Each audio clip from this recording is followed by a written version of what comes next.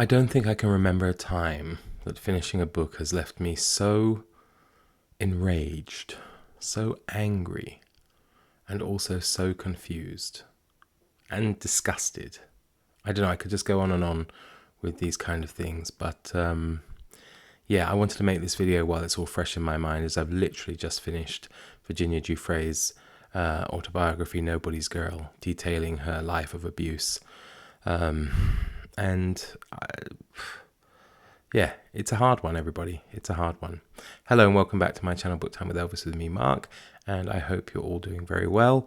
You must forgive me, I'm feeling a little bit under the weather, but hopefully it won't last. And yeah, I just want to discuss a little bit the experience of reading this book, also to apologize because I did release part one of a reading vlog that I was doing, and then time got away from me. School was extremely busy this week and I wasn't able to continue documenting the vlog, and as it was kind of dragging on, and to be honest, it's not the kind of book you want to be lost in for long, because it is extremely depressing. I suppose you could argue there's some light at the end of the tunnel, or you could have done if you were unaware, of course, of what happened to Virginia Giuffre in the very end, and the fact that she's no longer with us. Yes, so I'm just going to talk about it and my feelings about it, and whether or not I think perhaps if you should read it. I guess I could address that first, because although this was not a 5-star read for me, it's an important read and I do think people should read it. And the reason why it's not a 5-star read, well, I'll probably get into that a little bit later. It's a difficult read, it's an important read. Well, I might as well say, I suppose, I gave it 3 stars, and it's not because I'm unsympathetic. It's not because, that I'm against her courage or anything like that. I guess it's the sheer emotional weight, the complexity of the subject matter. It's a book that's left me with such deep anger at the people who did those things to her, but also a lot of questions, a lot of things that I can't understand. And I think the reason I can't understand it is not because I'm not an empathetic person. I like to think that I am. But, I think you'd have to be someone with maybe a greater understanding of those circumstances that she was put into. Sorry, whoops. I didn't mean that at all. But the circumstances that she was forced into, and the life of abuse that she led. Because just things they frustrated me. They're things I couldn't understand. Now, if you're unfortunate enough to be a victim of abuse yourself, perhaps you will understand it better than I. And it's things like she puts this claim against her father, which I think he still denies, and probably understandably so, because no one will want to admit it. But these claims of sexual abuse against her own father when she was a young girl. And I just couldn't understand. I couldn't understand how she wanted to then somehow maintain some relationship with him, even for the sake of her own children, so they could know their grandfather, even to the point where she didn't have to, because they were living in different countries. This kind of thing is what made it difficult for me and annoyed me. But again, I think that comes down to my own inability to kind of really understand it, because for me, someone doing something so heinous, they would be dead to me, right? So, and I certainly wouldn't want my children to have any interaction with them. And the whole thing is more complicated than you get if you just read the book. And I often read the introduction stuff, and even on this occasion, the note from the collaborator I left till the end. So I didn't realize until I finished the book of the other allegations that are leveled against her husband as well, in terms of physical abuse and stuff like that, again, which he denies, because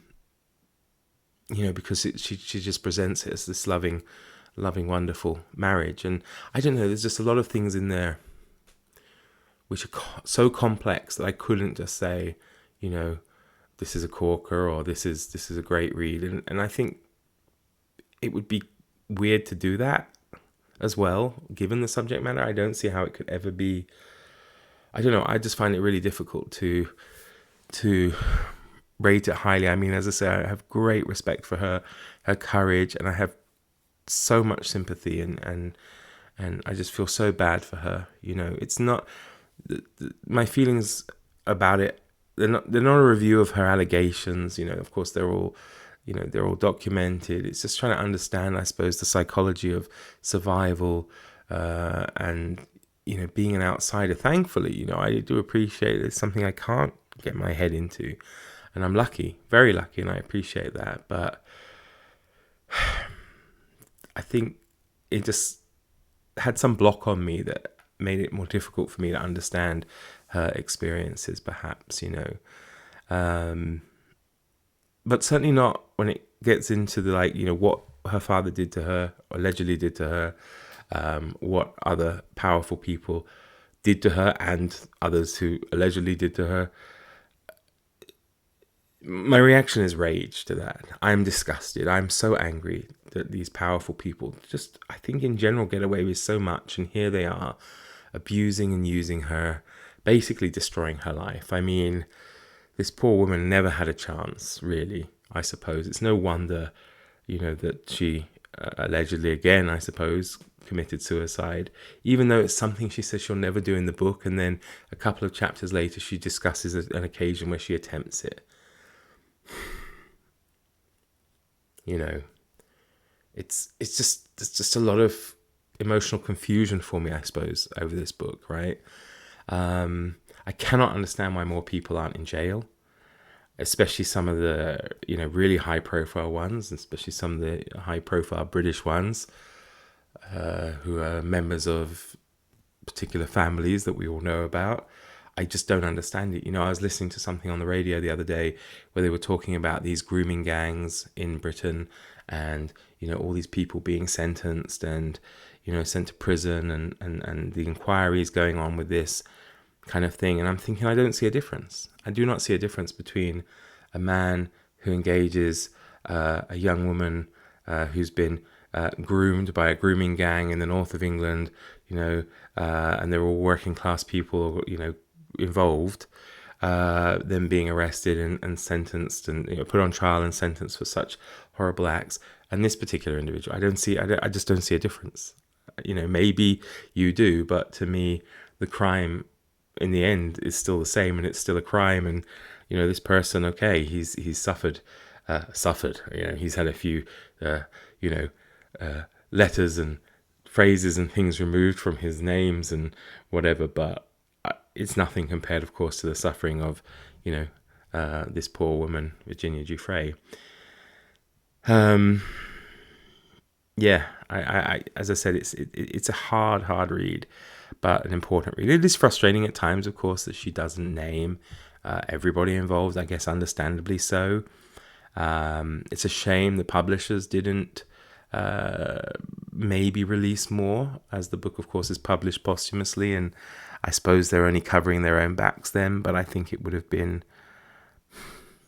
maybe if it was in their power to do so, might have been pertinent. So yeah, it's really, really difficult. I mean, the fact that she just continuously suffers from all sorts of different things, it's just so depressing. You've got to just say, is one person really that unlucky? And it's just so cruel, it's so cruel that one person can experience all this abuse and then different health problems, and then obviously she thinks she's found a savior in her marriage, but then of course that all disintegrates, and she has a car crash, and then shortly after apparently takes her own life. You just have to think, this poor creature just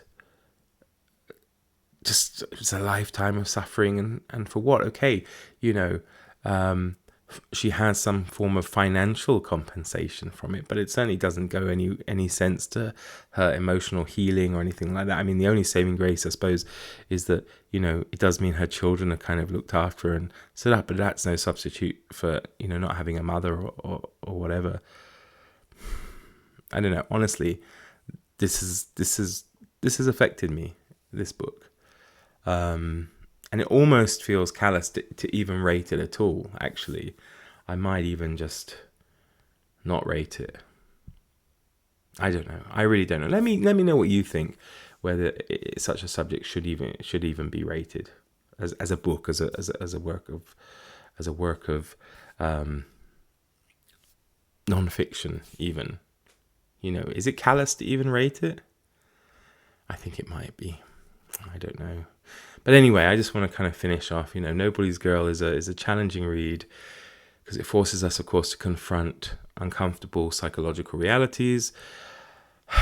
The choices of Giuffre, of course, the ones that she did have, the choices she could make did confuse me. But then, as I say, she's a victim of abuse, and it's hard to get into the mind of someone like that, I think. Just as it's hard to get into the mind of the abuser too, thankfully, but it's just horrible. It just shows how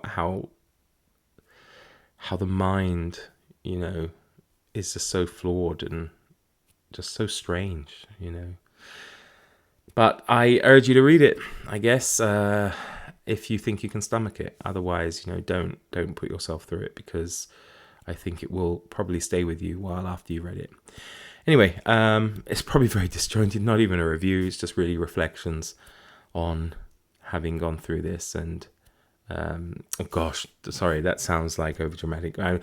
Reflections on having, gone through the process of reading the book. And I just really hope that finally all those who are responsible for destroying this woman's life, or I hope they all do face prison time. The ones who aren't alive, or the ones who are alive or haven't been, committed suicide, or haven't committed suicide as well, right? So I don't know. But if you've read it, let me know your thoughts. If you want to read it, let me know. If you don't want to read it for whatever reason, let me know. So yeah, thanks for watching. Sorry it's a bit long, but there we have it. Do take care, everyone. Stay safe. All the best. Bye-bye.